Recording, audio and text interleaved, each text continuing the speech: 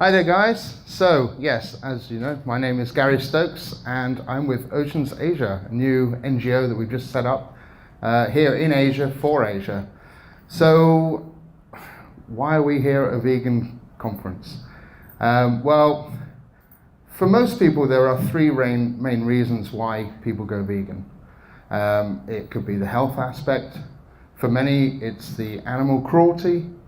And for some people, it's actually the environmental impacts that, the animal industries portray and put onto the planet. So, for me, everybody has a primary and then a secondary, tertiary. And for me, it was the environmental impact that the meat industry and the dairy industry actually put onto the planet. And with two small children, obviously I look forward to their future and what they're going to be inheriting from us. And so because of that, I went vegan, as did many other people.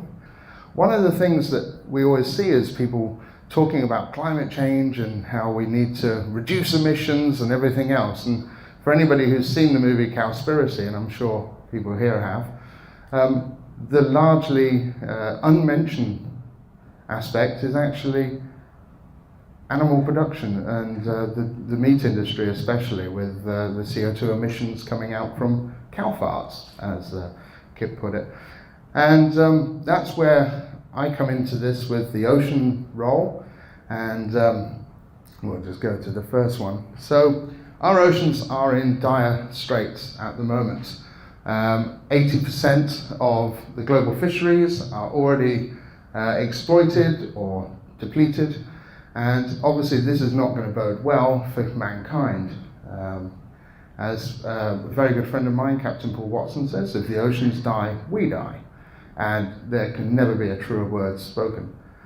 So when we say the oceans are in trouble, why is this? Is this just a phenomenon, or is this man-made? Well, we only have to actually look at the population. And the human population back in the 50s and where we are now has already sort of almost trebled.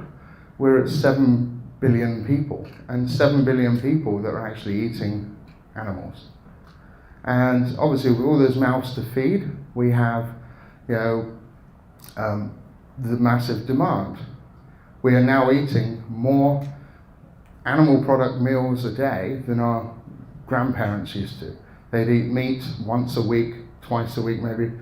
Most kids nowadays are having 3 meals a day, whether it's bacon sandwiches and burgers and fast food and everything else. So when we're looking at the whole meat consumption and how much the demand is there, and also obviously for seafood, we really do need to jump into why. So scientists have actually come back and said, with great studies, that the oceans will be empty. The oceans will be empty of fish. The fisheries will have collapsed by 2048. Now that's not very far away. So this is going to happen in our lifetime if we do not make these changes. So when we're talking about climate change being a real factor, this is also a very, very, very real reality unless we change our ways. So 1 in 5 fish are caught illegally. So in the supermarkets, you can go into there, and every single fish you see there, 1 out of 5 of those was caught illegally. This is the largest threat to the oceans at the moment, is one of the largest, apart from plastic pollution, is IUU fishing, which is illegal, unregulated, and unreported fishing. This is going on in all the oceans across the world. And it's happening with impunity. It's happening over the horizon, and people don't know what is actually going on the high seas. It's largely been off everybody's radar, including the governments. But now people are starting to wake up, governments are starting to take action, and it is being elevated to a point where people are taking it seriously. When we talk about illegal fishing, these are some of the things that would actually warrant illegal fishing. So fishing without license, going over the quotas, fishing in marine protected areas, all these different things. One of them being, the bottom one here, is transshipping at sea. Now, transshipping at sea is the process where you can catch fish illegally and then you meet up with a container ship in the middle of the ocean and transfer your stock to there. They take it back to port. Now, we've actually been tracking and following quite a few of these reefers, as they're known, and this was one of them. So they're actually generally these large refrigerated cargo ships. They look very innocent when they're sailing into port, but they've actually got bellies full of everything. This one here was actually having sharks loaded on in Timor-Leste.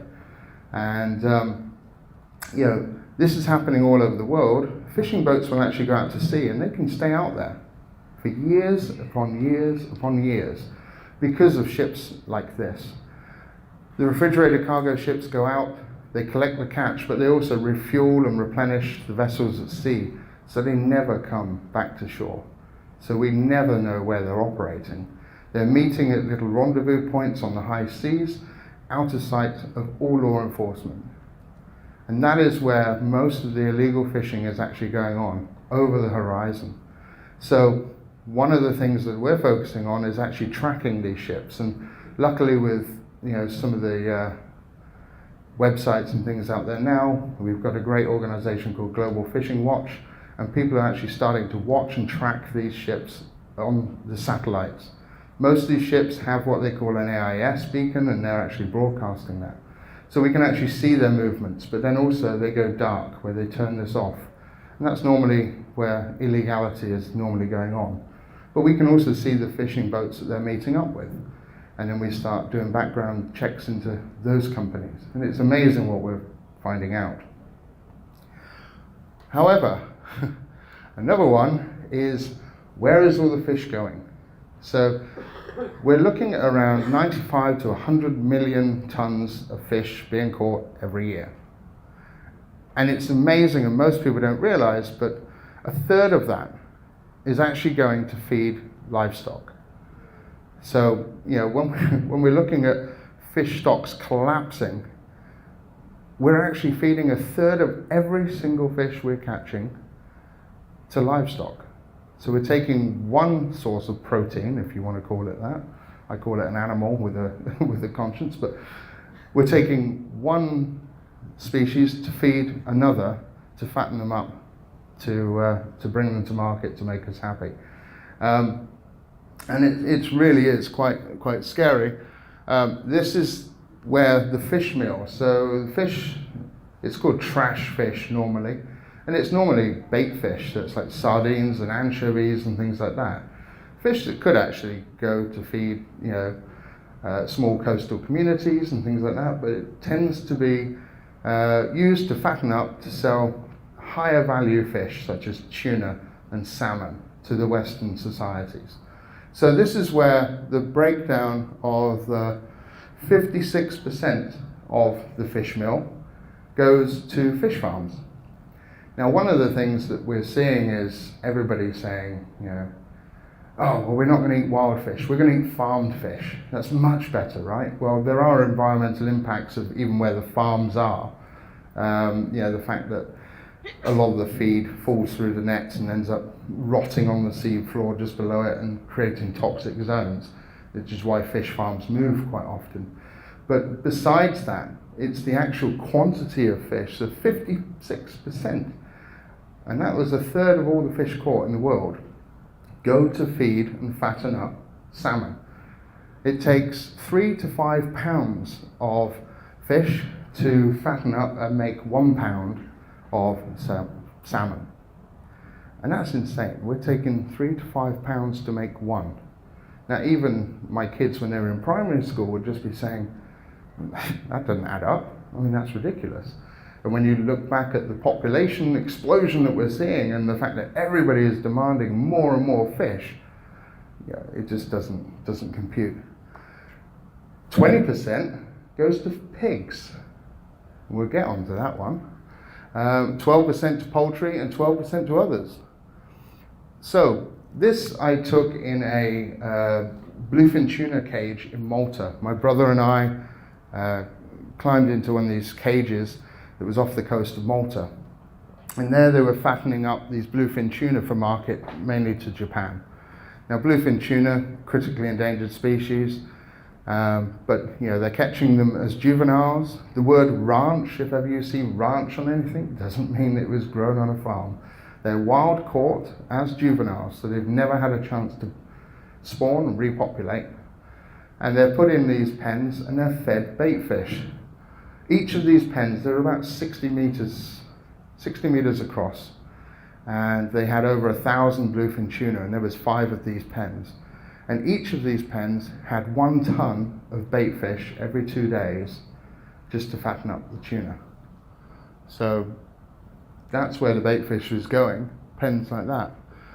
Pigs are now one of the largest oceanic predators on the planet. And that sounds kind of ridiculous, really. The fact that we have changed nature so much that the pig, have you ever seen a pig catch a fish? Because I haven't. Even the ones in Bimini that go for swims on the beach. But pigs are consuming 7 million tons of fish a year. Now, to put that into context, cats, we had to have a cute little kitten.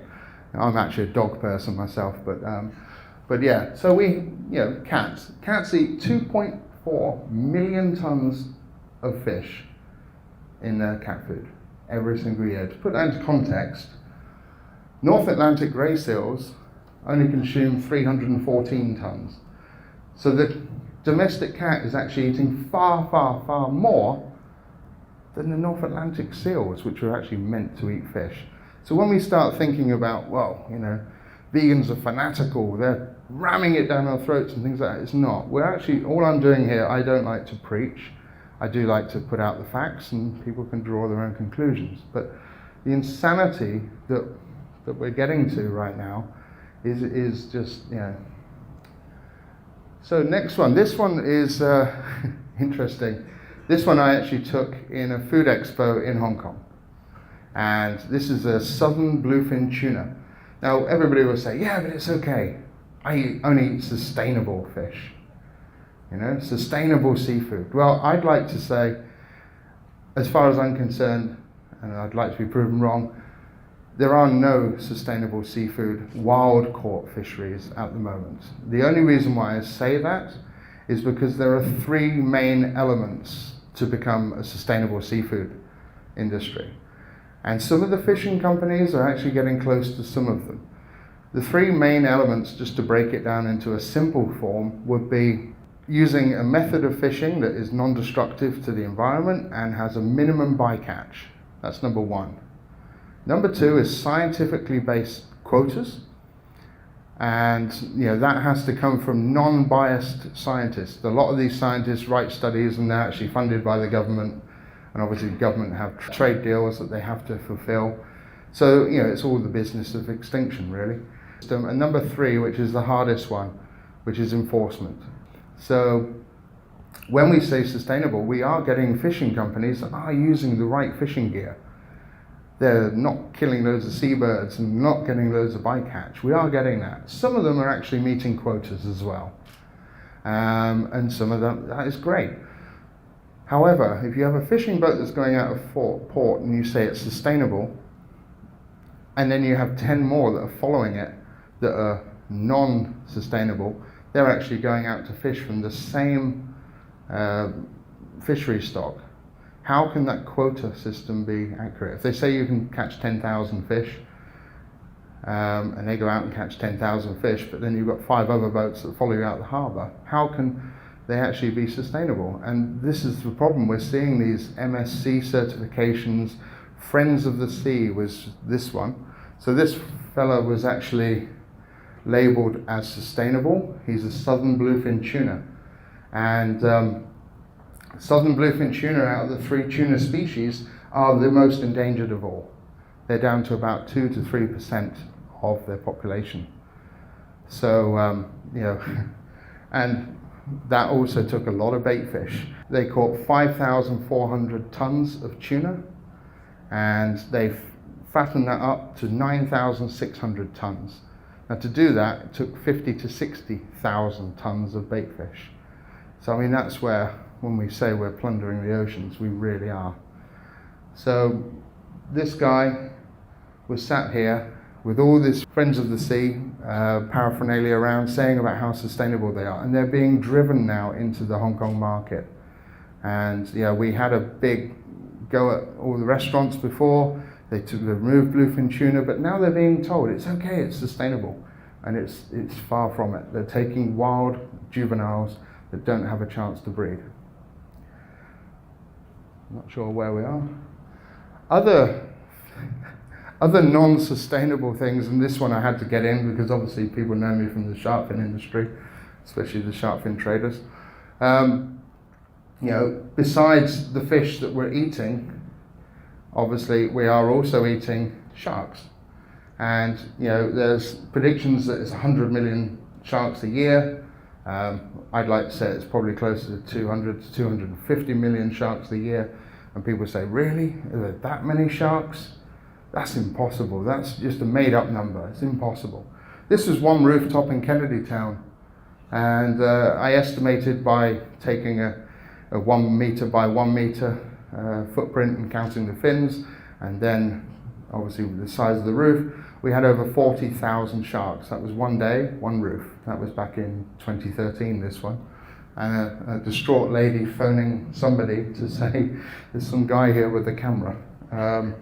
So yeah, the shark fin industry is obviously very, very prominent in our work here in Asia, especially in Hong Kong, which is the ground zero for the shark fin industry.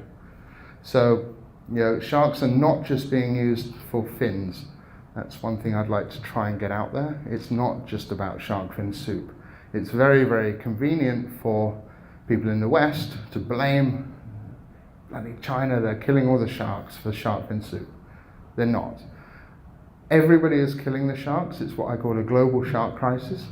Spain is the #1 exporter of shark fins to Hong Kong. It flips first and second place with Indonesia.